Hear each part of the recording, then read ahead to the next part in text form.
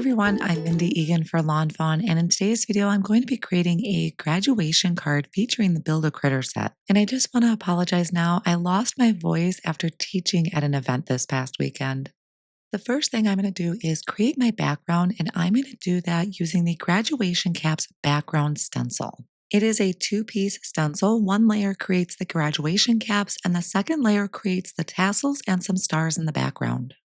I'm going to place a piece of Moonstone cardstock cut to 4 1/4 by 5 1/2 down onto a sticky mat to hold it in place for me.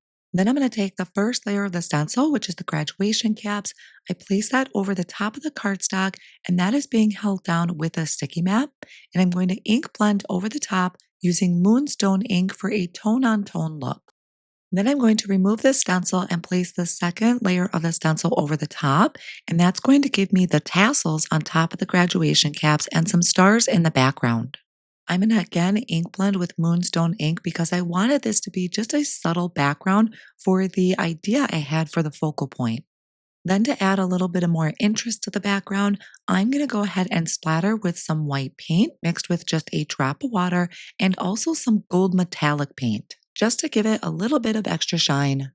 Then I'm going to start working on my critter. So I did go ahead and die cut out all of my pieces off screen. I am using the Build a Fox, which was die cut out of vanilla malt cardstock. And I also did the Build a Critter graduation accessories. So with it die cut out of vanilla malt, I wanted to be able to shade the image myself. I started by ink blending with a little bit of pizza crust ink and then came over the top using pumpkin spice. I am using some small blending brushes to help me control the amount of ink that I'm placing down, and I'm also working on a media grip mat. It's just a slick surface that allows me to glide onto the cardstock with my blending brush, but also my pieces are not sliding all over my glass surface. After the ink blending was all done, I can start building up my critter. I used black licorice for the ears and the eyes. We're really not going to see the ears too much because I am going to put a graduation cap over the top. I will be using my liquid glue to attach everything as that gives me a little bit of wiggle room to adjust things as needed. I also added shading to the diploma, which was die cut out of the vanilla malt, and the ribbon was die cut out of tomato cardstock. For the actual graduation gown, I did the sunflower cardstock and then black licorice cardstock, but I really do love how you can customize this to fit your graduating student. For now, for my card, I just used the black and the yellow because I felt that was a very kind of all-purpose color combination. I'm also going to give my fox glasses because I think that just makes the fox look a little bit more studious. And then we're going to add the arms. So first I started with the sleeves. I wanted the arms to be raised up like they're celebrating and they're just so excited that they were graduating. And then finishing off by adding the diploma onto the hand and then the tail behind. I love the look of a Polaroid, and I found the Sage Cheese die set in my stash, so I die cut that out of white cardstock so it looked like we took a Polaroid of our graduating student. Now, to have it placed right on top of my background, that blue was a little bit too bright. I felt like the image and my die cut were fighting with each other, and I didn't want to come up with another background idea. So what I did is used a piece of vellum that is cut to just a little bit smaller size than the Polaroid, and then I placed my die cut piece over the top. So the vellum is helping diffuse the background for me. I added foam strips behind my Polaroid and then removed the backing and placed that over the top of my vellum piece.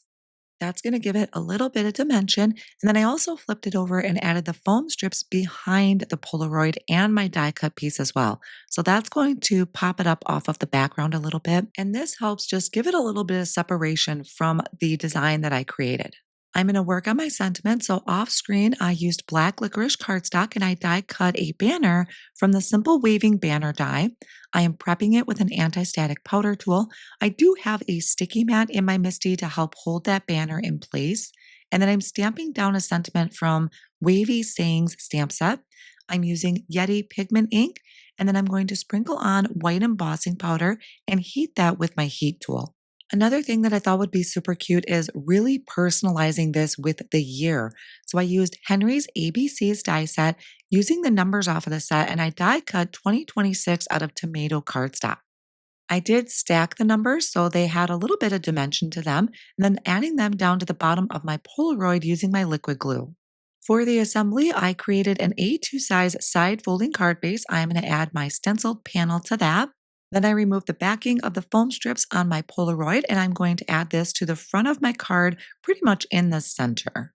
Now for the banner, I was going to put it down towards the bottom, but decided to go up towards the top of the Polaroid and have it angled a little bit. I thought that just added a little bit more movement to the card. I'm going to finish it up by adding some white gel pen highlights to my critter, and then I did bind some small die cut stars out of gold glitter paper that I added to the background. And that's going to finish up my graduation card, which I feel is very trendy right now with the graduating class. So I hope you enjoyed this project and can recreate it yourself. Thank you so much for joining me today, and thank you for bearing with me as my voice recovers. Have a wonderful rest of your day.